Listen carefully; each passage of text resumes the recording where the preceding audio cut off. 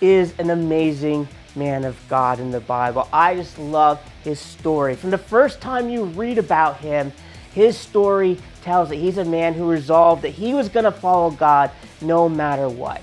He grew up as a prince in the land of Israel. And when God sent them into exile, when Babylon attacked because of Israel's sin and their idolatry and their refusal to worship God, most people were either exiled or killed, but Daniel was one of the chosen few who, because of his princely line and his great knowledge and how good he looked and everything, he was sent to Babylon to learn and to be used to help the Babylonian kingdom.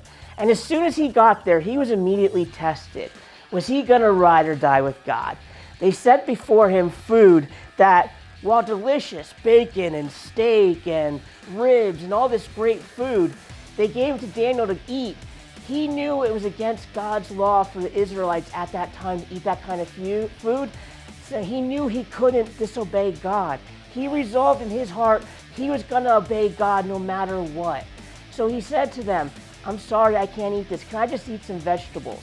Well, think about that first of all. He could have had steak and bacon and dude wants kale. I mean, seriously. But anyways, he said to them this, and they said, you need to eat this food. You need to be healthy. You need to be strong. He said, why don't we try this? Let me eat what God allows me to eat.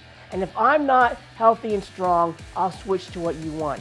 But I believe my God's going to honor my resolve, and he's going to help me be healthy and just alert and strong and everything you need me to be. So they agreed. And he took the challenge along with his three friends, Shadrach, Meshach, and Abednego.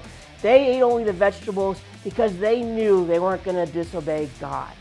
And they resolved in their heart, no matter what God asked, they were going to obey. And as a result, Daniel was healthy, he was strong, he was smarter than all the other people who ate the bacon and who ate the meat and the steak. Now, I'm not criticizing bacon and steak. Love both of them.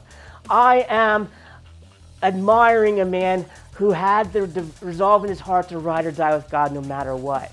And we see that throughout the story of Daniel. Even when he was ultimately tested, are you going to do what God called you to do, even if it cost you your life?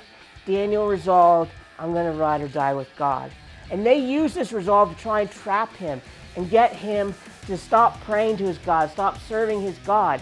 Even when the king said, if you serve God or pray to him, you're going to end up in the lion's den, Daniel resolved in his heart he was going to do it God's way.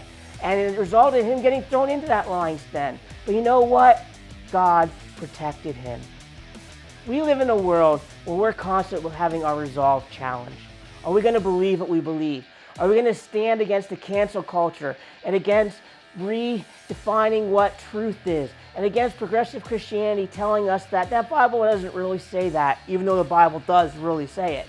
And when the world says you can't say that, you can't believe that, you can't do that, are we going to resolve that no matter what, we're doing what the Bible says and we're going to follow God? We're going to ride or die with God and his word no matter what.